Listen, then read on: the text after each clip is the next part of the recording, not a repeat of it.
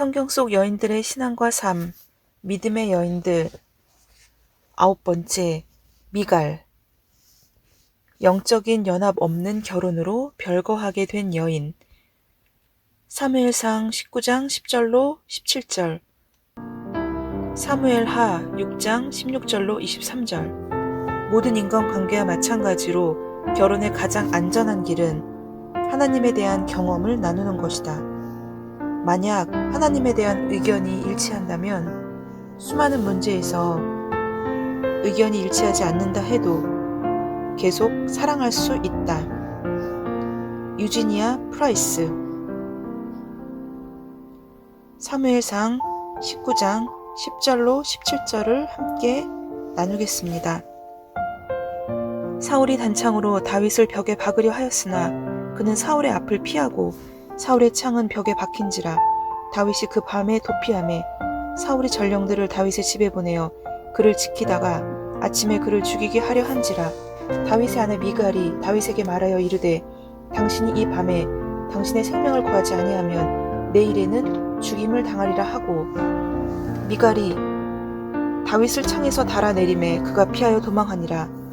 미갈이 우상을 가져다가 침상에 누이고 염소 털로 엮은 것을 그 머리에 씌우고 의복으로 그것을 덮었더니 사울이 전령들을 보내어 다윗을 잡으려 하매 미갈이 이르되 그가 병들었느니라. 사울이 또 전령들을 보내어 다윗을 보라 하여 이르되 그를 침상째 내게로 들고 오라.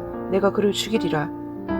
전령들이 들어가 본즉 침상에는 우상이 있고 염소 털로 엮은 것이 그 머리에 있었더라. 사울이 미갈에게 이르되 너는 어찌하여 이처럼 나를 속여 내 대적을 놓아 피하게 하였느냐. 미갈이 사울에게 대답하여 그가 내게 이르기를 나를 놓아 가게 하라. 어찌하여 나로 너를 죽이게 하겠느냐 하더이다 하니라. 다음은 사무엘하 6장 함께 나누도록 하겠습니다. 사무엘하 6장 16절로 23절입니다. 여호와의 궤가 다윗성으로 들어올 때에 사울의 딸 미갈이 창으로 내다보다가 다윗 왕이 여호와 앞에서 뛰놀며 춤추는 것을 보고 심중에 그를 업신여기니라. 여호와의 궤를 메고 들어가서 다윗이 그것을 위하여 친 장막 가운데 그 준비한 자리에 그것을 두매 다윗이 번제와 화목제를 여호와 앞에 드리니라. 다윗이 번제와 화목제 드리기를 마치고 만군의 여호와의 이름으로 백성에게 축복하고 모든 백성 곧 이스라엘 무리에게 남녀를 막론하고 떡 한 개와 고기 한 조각과 건포도 떡 한 덩이씩 나누어 주매 모든 백성이 각기 집으로 돌아가니라. 다윗이 자기의 가족에게 축복하여 돌아오매 사울의 딸 미갈이 나와서 다윗을 막으며 이르되 이스라엘 왕이 오늘 어떻게 영화로우신지 방탕한 자가 염치 없이 자기의 몸을 드러내는 것처럼 오늘 그의 신복의 계집종의 눈앞에서 몸을 드러내셨도다 하니, 다윗이 미갈에게 이르되 이는 여호와 앞에서 한 것이니라. 그가 내 아버지와 그의 온 집을 버리시고 나를 택하사 나를 여호와의 백성 이스라엘의 주권자로 삼으셨으니 내가 여호와 앞에서 뛰놀리라. 내가 이보다 더 낮아져서 스스로 천하게 보일지라도 내가 말한 바 계집종에게는 내가 높임을 받으리라 한지라. 그러므로 사울의 딸 미갈이 죽는 날까지 그에게 자식이 없으니라. 사울왕의 막내딸 미갈은 결혼 초기에 행복한 생활을 누리지 못했다. 문제의 원인은 왕의 딸과 목동의 사회적인 지위 차이가 아니었다. 오히려 사울은 그것으로 다윗을 불행하게 만들고 그가 죽기를 바라며 다윗과 미갈의 결혼을 주선했다. 다시 말해 사울은 다윗을 죽이기 위해 다윗과 자기의 딸을 결혼시켰다. 사울은 이미 자기 백성들의 사랑을 얻은 사람, 자기를 대신해서 왕이 될 사람 다윗을 더 이상 두고 볼 수 없었다. 그래서 여러 번 다윗을 죽이려 했었지만 성공하지 못했다. 사실 다윗에게는 사울의 맏딸 메랍과 결혼할 권리가 있었다. 이전에 사울왕이 블레셋의 골리앗을 무찌른 자에게 자신의 딸을 주겠다고 약속했기 때문이다. 그러나 왕은 그 약속을 지키지 않았다. 다윗이 메랍과 결혼할 준비가 되었을 때 왕은 그녀를 다른 사람에게 주었다. 그런 다음 사울은 다윗에게 100명의 블레셋 사람을 죽이라는 조건으로 또다시 그의 막내딸 미갈을 제시했다. 그리고 다음과 같이 잔인한 생각을 했다. 다윗이 그렇게 많은 블레셋 사람을 죽일 가능성은 매우 희박해. 틀림없이 목숨을 잃게 될 거야. 그러나 그 생각에는 하나님이 제외되어 있었다. 결국 다윗은 하나님의 축복으로 200명의 블레셋 사람을 죽였고 미갈을 아내로 맞이했다. 미갈이 다윗을 사랑한 것은 이상한 일이 아니다. 그는 미남이었고 용감했으며 섬세했다. 그는 용감한 병사이면서 시도 쓰고 작곡도 하는 예술가였다. 그는 백성에게 인기가 있었다. 차기 왕으로 지명되어 있었다. 그러나 다윗의 생애에서 가장 두드러진 특성은 하나님과의 관계였다. 그 관계를 정확히 규명할 수는 없지만 그것은 분명 그에게 커다란 매력을 가져다 주었다. 다윗이 사위가 된 것으로도 사울 왕의 감정은 변화되지 않았다. 사울은 어떻게 하면 다윗을 죽일 수 있을까 생각했다. 그러다 전쟁이나 자신의 무기로는 다윗을 죽일 수 없다는 사실을 깨달았다. 결국 그는 다윗을 자신의 집에서 죽일 생각을 세웠다. 하지만 미갈이 그 음모를 듣고 남편인 다윗에게 경고했다. 빨리 도망가지 않으면 당신은 죽게 될 거예요. 그렇게 해서 그녀는 남편이 도망가도록 도와주었다. 그리고 다음날 자기 아버지의 하인이 그를 잡으러 왔을 때 거짓말을 했다. 그는 병이 났어요. 이 말을 들은 사울은 화가 머리까지 치밀어 그를 침상에 있는 채로 데려오라고 명령했다. 그는 곧 자기 딸이 자기를 속였다는 것을 발견했다. 미갈이 다윗처럼 보이게 하려고 우상을 위장하여 침상에 눕혀 놓았기 때문이다. 다윗이 자기 집 안에 그 우상이 있었다는 것을 알고 있었는지는 확실하지 않다. 하지만 그것은 미갈과 그녀의 경건한 남편 사이에 틈이 벌어지고 있다는 첫 징조였다. 외적으로 그들의 결혼은 영적인 연합이 있는 것처럼 보였다. 미갈은 남편처럼 이스라엘의 하나님을 섬겼다. 그러나 그녀의 마음속에서는 여전히 낯선 분이었기에 그녀는 하나님을 신뢰하지 않았다. 반면 그녀의 남편은 다른 신을 섬기지 않았으므로 하나님에 대한 사랑이 지속되었고 그 사랑이 매일의 삶에 적용되었다. 부부간 영적 연합의 결핍은 행복한 결혼 생활에서 가장 먼저 드러나는 상처다. 그 상처는 점점 틈이 생기고 넓어져서 결국 다리를 놓을 수 없는 깊은 구렁이 되고 만다. 함께하는 삶이라는 집을 고르지 못한 기초 위에 세울 수 없다. 그런 결혼은 처음부터 닥쳐올 폭풍에 견딜 만큼 견고한 기초가 결핍되어 있는 집과 같다.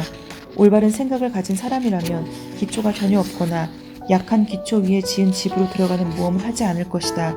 즉 생의 굴곡에 대비하여 견고하게 설 수 있는 영적 원리를 고려하지 않고 결혼 배우자를 택한다는 것은 절대로 있을 수 없는 일이다. 사울이 왜 나를 속이고 내 원수가 도망가게 했느냐? 꾸짖자 미갈은 자기를 도와주지 않으면 죽이겠다고 위협했어요 라고 대답했다. 이 말은 미갈의 마음 상태를 드러낸다. 미갈은 사실을 말하는 대신 잔인한 방법으로 다윗을 비난했다.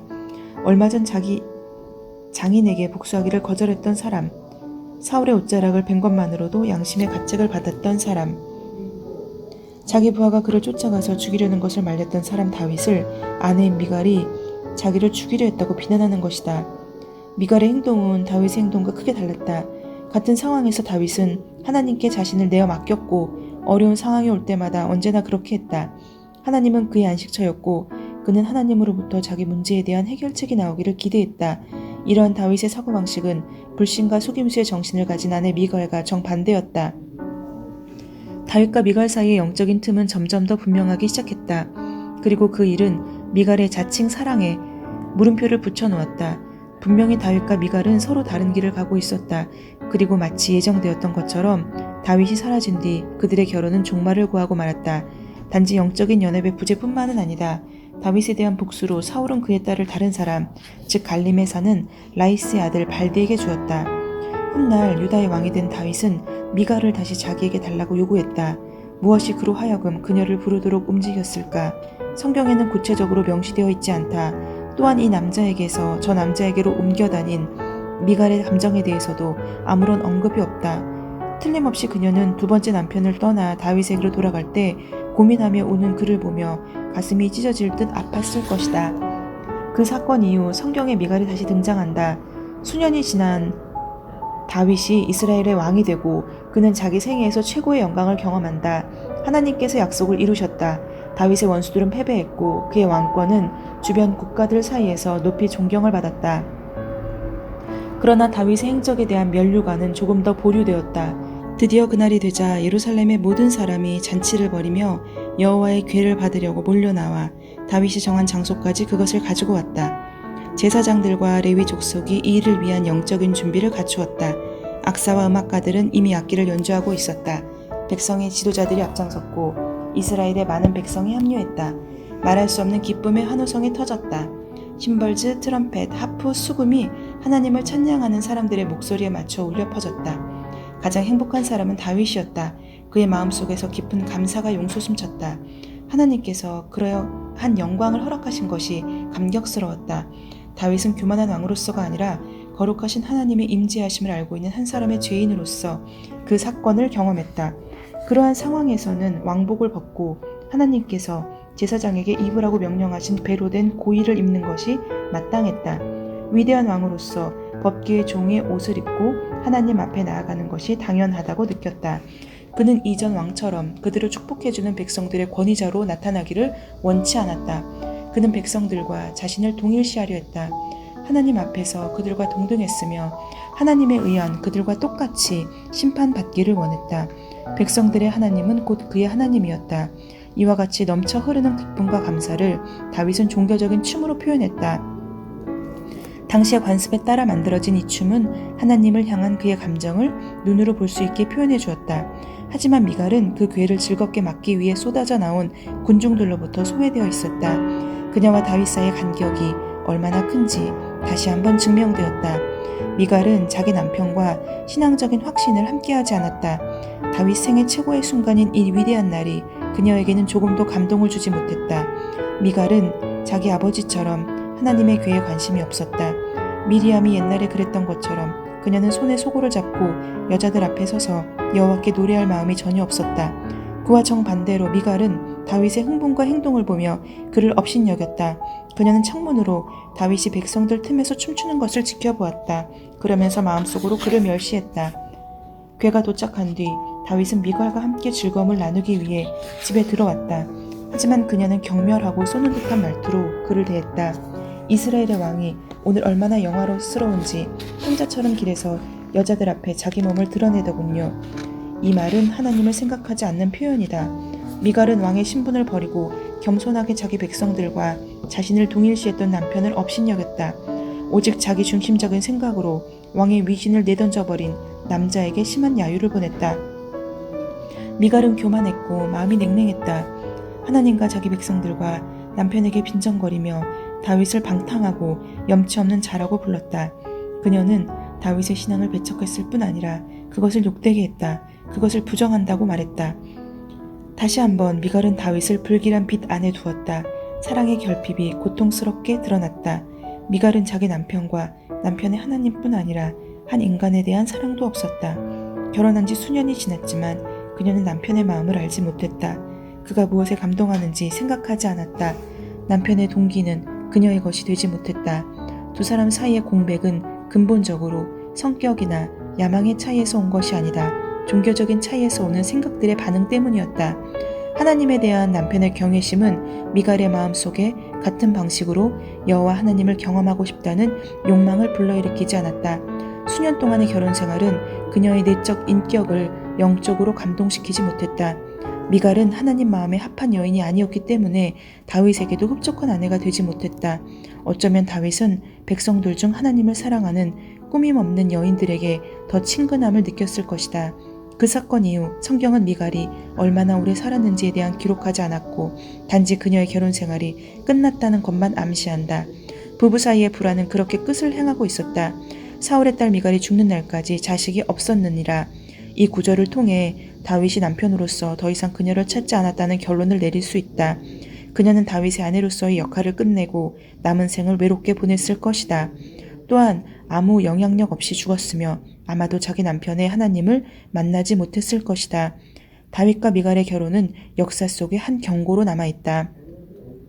만약 남편과 아내가 하나님 안에서 영적 결합을 나누며 하나가 되지 못한다면 그들의 결혼 생활은 정신적 압박에 시달려 실패하고 말 것이다. 아멘. 오늘은 미갈에 대해서 함께 말씀을 나누었습니다. 잠언 6장 16절로 19절과 누가복음 6장 45절에서 미갈의 말이 그녀의 마음을 어떻게 드러내는지 살펴보겠습니다. 여호와께서 미워하시는 것, 곧 그의 마음에 싫어하시는 것이 예닐곱 가지이니 곧 교만한 눈과 거짓된 혀와 무죄한 자의 피를 흘리는 손과 약한 계교를 꾀하는 마음과 빨리 악으로 달려가는 발과 거짓을 말하는 망령된 증인과 및 형제 사이를 이간하는 자이니라. 선한 사람은 마음에 쌓은 선에서 선을 내고 악한 자는 그 쌓은 마음에서 악을 내나니 이는 마음에 가득한 것을 입으로 말함이니라. 두 번째로는 고린도 후서 6장 14절로 15절 말씀을 함께 나누겠습니다. 너희는 믿지 않는 자와 멍에를 함께 매지 말라. 의와 불법이 어찌 함께하며 빛과 어둠이 어찌 사귀며 그리스도와 벨리알이 어찌 조화되며 믿는 자와 믿지 않는 자가 어찌 상관하며. 아멘.